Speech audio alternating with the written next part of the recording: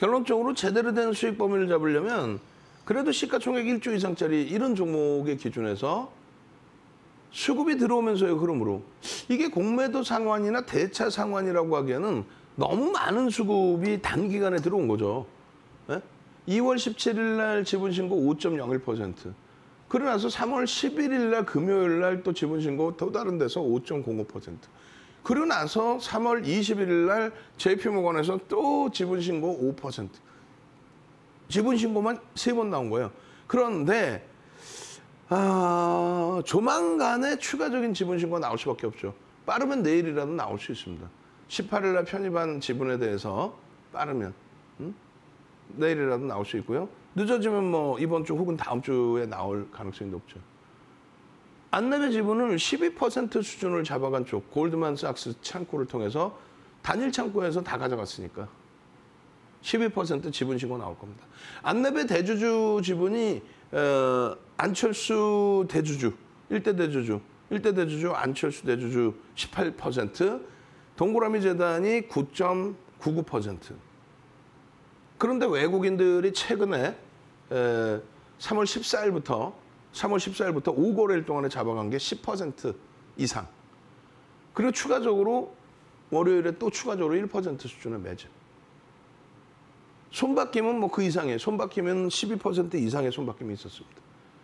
결론적으로 이 안내배 거래대금이 10위, 전체 시장 거래대금 10위에 놓여져 있고 변동률이 1조 이상짜리 종목에서 1위였고 1위입니다. 1위. 18%에서부터 밀리긴 했지만 근데 펀더멘털적인 부분은 사실상 검증해야 될 게 너무 많아요. 성장성이 있다? 오케이, 좋아. 근데 PBR이 좀 높은 편이고 실적 부분도 검증을 해야 될 게 좀 더 많고. 그런데 왜 안내에 대해서 이런 변동이 나오느냐라고 했을 때 많은 분들이 뭐라고 얘기했어요? 채널 돌리지 마세요. 많은 분들이 뭐라 합니까? 안철수 대통령 후보, 뭐 정치 테마. 우리가 무슨 동남아예요? 아니 무슨 뭐 이머징 마켓이야? 정치 테마주에 인맥 테마주 이런 게 말이라도 되는 거예요? 안철수 그 당시 대선 후보가 대통령 후보 나와서 지지율이 높아졌다고 해서 안내비 주가가 올라가? 그게 뭐야 그게? 주가 조작이지 그러면. 어디 후진국도 아니고. 그거는 잘못된 거예요. 그거는 잘못된 겁니다. 그런 이슈로 움직이는 건 잘못된 거예요. 그래서 곤두박질 치는 이후에 갑자기 3월 초순에 공격적인 매수가 들어와요. 3월 초순에 공격적인 매수가 들어와서 3월 11일 날 바로 지분신고 올라버립니다. 그러더니 14일부터 또 공격적인 매수가 들어오는데 이 화면에 대해서 금요일 날 설명을 잘 드렸어요.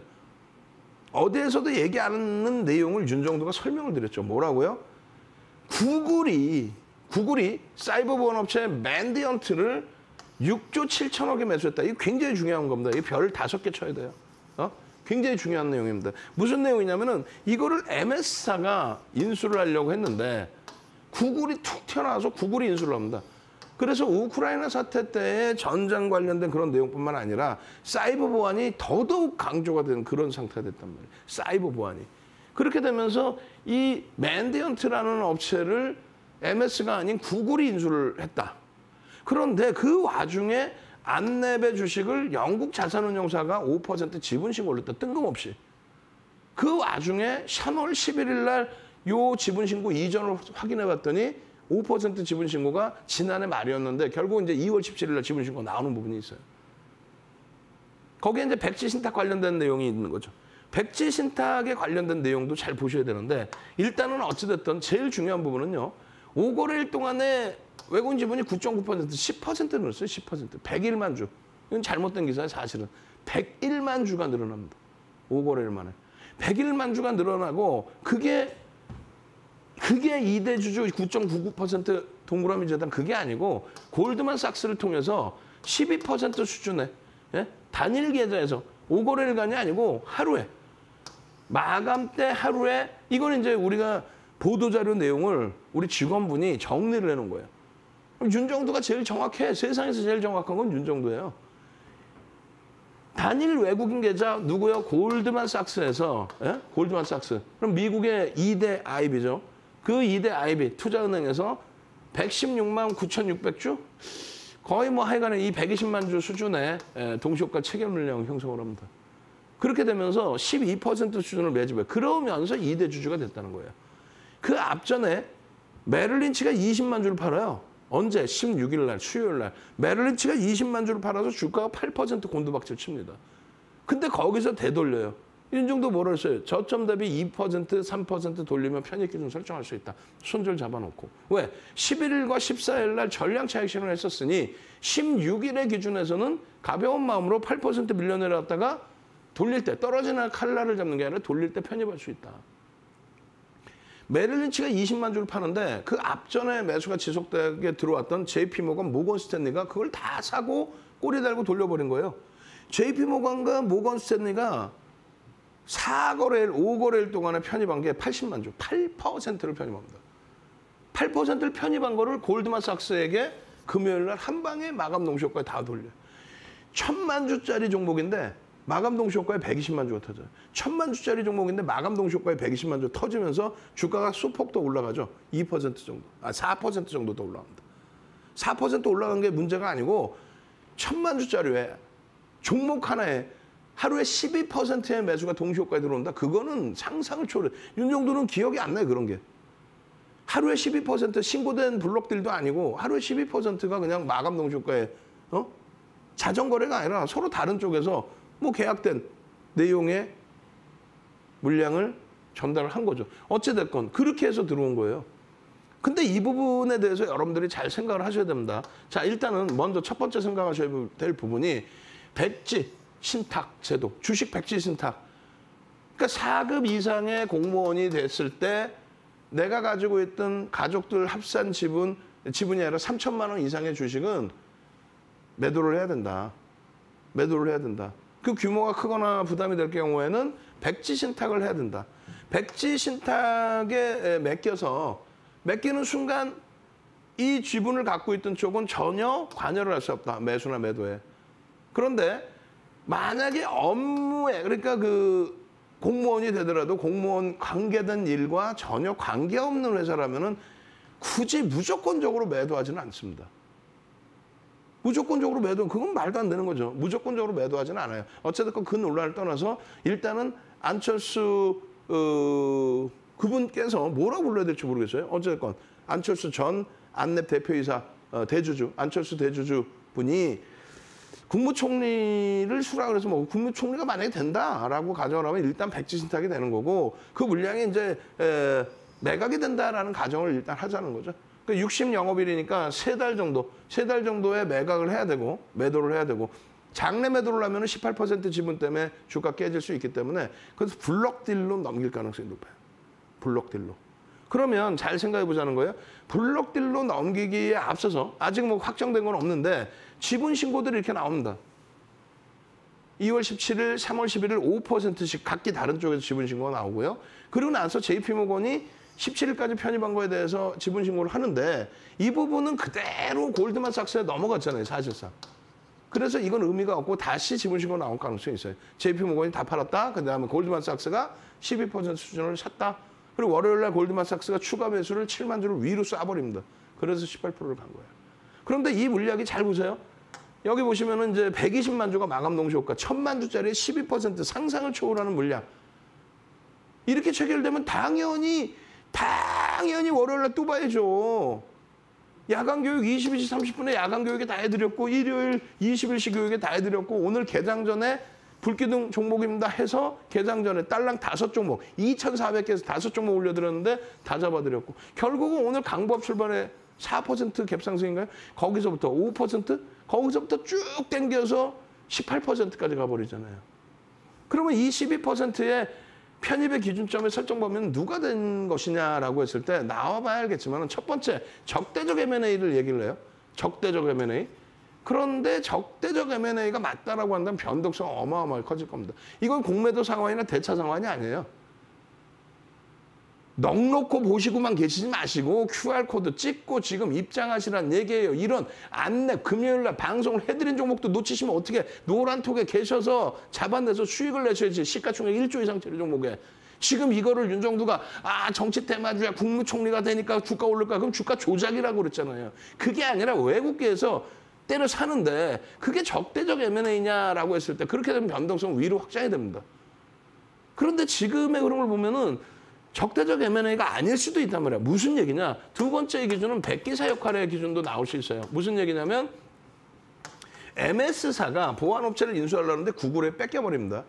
근데 MS사의 빌 게이츠 회장과의 안철수 일대 주주와의 친분 관계는 굉장합니다. 사적인 친분 관계도 그다음에 협업 관계도 같이 유지가 되고 있고요. 그 기준에서 빌 게이츠의 권유로 동그라미 재단, 빌 게이츠의 권유로 동그라미 재단을 만든 거예요. 9.99%의 지분을 갖고 있는 2대 주주였던. 그 정도로 서로 관계가 좋아요. 근데 백지 신탁으로 매물이 나오게 된다면 그 부분에 대해서 안랩의 경영권이 흔들릴 수 있고 안랩이 매각, 적대적 진짜 M&A가 될 수가 있잖아요. 그러다 보니 MS사에서 어차피 사이버 보안업체를 인수하려고 했던 부분을 구글에 뺏겼잖아요. 그 부분에 대해서 안랩과의 협력 관계도 있다 보니 블록딜에 대해서 MS가 받아줄 수 있고요. 그리고 경영권을 조금 더 안정하기 위해서 12% 골드만삭스의 창구를 통해서 편입의 기준을 설정했을 수 있다. 그럼 12%, 18% 백지신탁, 거기에 이제 동그라미 재단 약 10%, 그럼 뭐 30, 40%. 이 정도만 되면은 경영권 분쟁이 날 수 있어요? 없어요? 없습니다. 40%에서 누가 11을 걸면 좀 더 사버리면 되는 거예요. 근데 그런 경우의 기준이라면 어떻게 됩니까? 추가적으로 매수 강도가 들어오지 않는 한 지금의 주가에서 추가적으로 매수 안 들어와? 백기사였어? 에이, 그럼 차익 실현해야지. 거기에 이제 이번에 쇼커버링 들어왔던 공매도 부분이 재차 해체성의 매도. 그렇게 되면 변동성 어떻게 돼? 아랫방향으로 곤두박질 칠 수 있습니다. 그 흐름을 판단을 빨리 해서 대처를 해야 돼. 그거를 전혀 무시하고 안 들어간다? 매매를 안 하겠다? 변동성이 크니까? 그렇죠. 직장 다니시는 분들 이런 경우 매매하시면 안 되죠. 다만 내가 매매가 원활하고 추세 범위를 해석할 수 있고 또 일정 범위의 비중은 이거 뭐 외국인이 그래도 어찌됐건 이만큼 사재 꼈는데 그럼 난 들여다볼 수 있다 하시는 분들은 명확히 알아야 된다는 거죠. 무조건 적대적 M&A야. 그건 삐삐삐삐. 미리 나와 있던 내용인데 해석이 안 되다 주가가 오르니까 이제 조금씩 그런 해석이 나올 거예요. 두 번째 말씀드린 백기사는 윤정두가 어디 가서도 못 들어오는 얘기예요. 어느 방송에서는 백기사 얘기는 안 나올 겁니다. 윤정두가 처음으로 말씀해야 되는 거예요. 농담하는 게 아니라 MS사의 그 친분 관계와 MS사의 지분 확보 의지도 있을 거고 그다음에 백지신탁 관련해서 그 물량을 받아갈 우호적인 부분. 그건 MS사가 가장 유리하다는 거예요. 가장 가능성이 높다는 거예요. 어찌됐건 그 기준에서의 안랩이라는 거예요. 일단 우리는 이미 3월 11일 날 기준에 얼마요? 87,900원입니다. 꼬리가 달렸기 때문에 차익 실현 범위 설정 범위. 또 3월 14일 날 VI 들어가자마자 꼬리 달리고 내려와서 또 여기도 차익 실현 범위. 그 부분의 흐름들을 전부 여러분들께 차익 실현 범위의 설정 범위를 잡아드렸고 그 이후에 3월 14일 이후에 분봉에서의 요 밑에서부터 돌리는 2, 3% 돌리면은 변동성 확장되는 그 교육까지 다 잡아드렸고 그리고 나서 차익 실현했으면 된 거 아니에요. 차익 실현 범위 말씀드렸잖아. 1조 전후 왔다 갔다 하던 종목입니다. 이 정도의 등락률, 수익 범위, 변동성 확장돼 있던 국면이니까 수익 범위 확인. 왜? 3월 11일부터 14일까지만 매집한 게 아니라 그 이전에도 매수를 해서 지분 신고를 한 거란 말이에요. 야간 교육 방송에서 왜 여기서 차익 실현 못합니까? 이런 교육 다 잡아드렸는데 라고 또 교육을 해드린 게 야간 방송에서의 기준이죠. 그러고 나서 15일부터 또 들여다보십시오. 그러고 나서의 기준이에요. 이 기준. 지금 언제 이게 17일 날 장악형의 기준인데 그 이전에 일주월봉 아쉽게 없네. 17일 날의 장악형의 기준인데 이게 그냥 치고 더 들어올리죠. 장악형의 기준이 끝난 게 아닙니다. 수급이 뭐 어마어마하게 들어오고 있습니다. 누적 수급 범위의 기준 이런 부분까지도 다 노란통에서 설명을 해드렸던 겁니다. 결론적으로 이 안랩의 흐름 범위, 이 흐름 범위에 21일자의 개장 전 공략 종목의 설정 범위도 잡아드린 거예요. 2,400개 종목에서 5개, 1조 이상짜리 종목 5개를 오픈을 해드리고 그 수익 범위나 그 편입 범위의 기준점. 이것도 마찬가지예요. 노란톡에서 안랩에 대해서 어떻게? 개장초부터 들여다보셔야 됩니다라고 누가? 불기둥 마스터님이. 오늘 지금 이제 방송 끝나면요. 21시 50분에 방송 끝나잖아요. 그럼 불기둥 마스터님이 노란톡에서 교육 또 해드릴 거예요. 그리고 22시 30분에 윤정도가 열심히 뛰어가서 또 온라인상에서 추가 교육 또 해드릴 겁니다. VI 들어갔죠. 그러고 나서 추가적으로 또 폭등 나왔죠. 여기에 VI 들어갈 때 골드만삭스가 추가 편입이 들어옵니다. 이 수급 범위 어떻게 해석할 거예요? 결론은요. 12만 500원 찍고 고점 대비해서 3% 그리고 5%. 왜? 이미 12만 원에서부터 원래는 1.5% 3%인데 매매가 원활치 않으신 분들은 노란톡에 올려드리고 주가 변동성이 나오면 어떻게 할 거예요? 그래서 마지노선 범위까지 설정해드리는 겁니다. 그럼 최소 범위 11만 8천 원. 아무리 못 팔았어도 11만 6천 원, 7천 원에는 전량 차익 실현이 됐어야 돼요. 어디 계셨다면? 노란톡에 계셨다면. 최저점에서 사서 최고점에서의 전량 차익 실현 범위의 흐름까지. 그러고 나서 재편입의 설정 범위를 잡아드려요. 재편입의 설정 범위. 응? 재편입의 설정 범위를 잡아드리고 요 기준에 11만 2천 원에서부터 다시금 11만 6천 원, 7천 원까지. 그러고 나서 눌렸어요. 눌리고 이제 마감에서는 눌림목, 그리고 시간에서는 역시 눌림목. 그럼 지분신고 다시 나오고 그 해석에 대해서는 어떻게 진행이 될까요? 여러분들 혼자 가시면 안 돼. 다른 데 가시면 야 이게 눌림목 나고 어쩌고저쩌고 다 필요 없어요. 하락 장악형 뜨고 나서의 흐름이잖아요. 수급 범위 10% 이상이라고 표현했잖아요. 손바뀜의 범위까지 거기에 갭에 대한 목표 주가. 자 일단 한번 보여드립니다. 시간이 너무 없어요. 크게 그냥 QR코드 한번 보여드릴 테니까 핸드폰 꺼내서 지금 찍고 들어오십시오. 안넷 같은 종목. 이거 끝내고 나면 뒷부분에 뭐가 나와요? LG이노텍 같은 종목. 그런 종목에서 불기둥 잡고 싶어요. 핸드폰 꺼내셨죠? 전체 화면으로 QR코드 올려드립니다. 찍고 들어오셔서 노란톡에서 대박 수익 같이 가지고 가십시오. 참여하시는 방법 화면을 통해서 자세히 알려드립니다.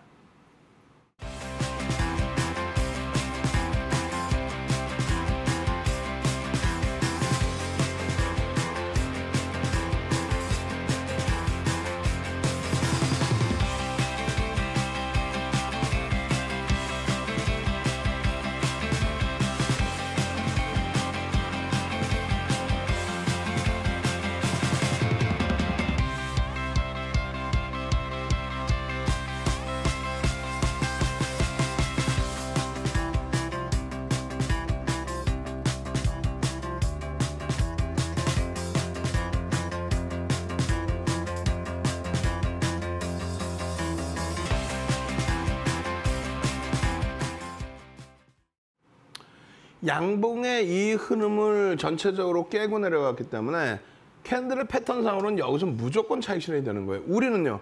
캔들을 전부 마스터하신 분들은 윗꼬리에서 전량 차익 실현이 되는 거고 캔들을 배우고 패턴으로 중장기적으로 보시는 분들은 요 라인에서는 전량 차익 실현. 그 부분에 대해서 이렇게 하락 장악 확인형에 대한 5에서 10거래일의 기준 또 3에서 5거래일, 1에서 3거래일.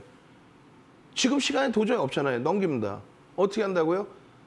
재방송 보실 수도 없잖아요. 결론은요. 2시간짜리 동영상 교재를 무료로 드린다는 거예요. 어디서 차익 실현하는지 방금 말씀드린 되돌릴 때 어디서 다시 사는지 이 밑에 내용. 그걸 어디서 차분히 배워요? 노란톡에 오시면 22시 30분에 동영상 2시간짜리 동영상을 무료로 뿌려드립니다. 윤정두가 직접 동영상 강의하는 내용을. 이 매집에 대한 범위도 마찬가지예요. 이게 2007년도 도서에 지금 절판돼서 사지도 못합니다. 2권짜리 책에 나와 있던 내용인데 그 부분의 흐름을 다 잡아드릴 겁니다. 외국인이 지금 아까 보실 때 뭐라 나와 있어요? 9.9% 아니라니까. 오늘 기준까지 하면 더 높아요. 얼마? 100만 주가 넘어요. 108만 주. 결론적으로 손바뀜 통해서 나오는 또 외국인들이 매수한 평균 단가 9만 5천 원 수준. 그 9만 5천 원 수준에 10% 이상까지 매집이 돼 있는 그 기준이라고 한다면 그렇다면은 요 자락이죠. 지금 요 자락. 30에서 50, 그 이상 100%까지 들어올릴 수 있다는 얘기가 나오는 거예요. 매수 평균 단가 대비. 그 매수 평균 단가 대비 골드만삭스가 110만 주 수준 매수. 그렇게 해서 종가가 10만 1,700원이면 이들의 기준에서는 땡길 만큼 땡겨야 된다는 얘기예요. 안 그러면 저 120만 주 팔 수가 없습니다. 물론 단타로 들어온 게 아니기 때문에 추세적인 범위에 영향을 준다. 12만 5천 원, 14만 5천 원, 20만 원의 기준에 목표 주가 설정 범위를 가져갈 수 있다. 그냥 막연히 잡아드리는 게 아니라 명확한 근거를 통해서 매집주, 또 캔들의 장악형의 기준. 이 장악형의 기준 얼마에? 7만 9천 원. 여기서부터 편입의 기준이 잡힌단 말이죠. 매직 시그널 매수 사인에 거래량 터지고 여기서부터 장악형의 기준. 이걸 왜 놓치냐는 거예요. 상승 장악형의 기준을 교육받았잖아요. 방송에서 교육받았잖아요. 1월 3일부터 방송해드렸고 이 장악형의 기준 일주일 동안 교육을 해드렸습니다. 일주일 교육해드렸고 그 녹화 방송을 다시 보시기 어렵잖아. 2시간짜리 동영상 교육 QR코드 좀 찍고 들어오시란 말이에요. 찍고 들어오시면 10시 30분에 전체 다 뿌려드려요. 그러면 이 갭에 대한 목표주가 설정 범위의 자료까지. 교육의 힘, 주알투 자료 주세요. 이 자료까지 싹 다 나눠드린다니까. 방송 끝나자마자 노란톡에서 불기둥 교육, 불기둥 마스터님이 해주실 거고 10시 30분에 추가 교육 잡아드릴 거고 그리고 신고가 나오는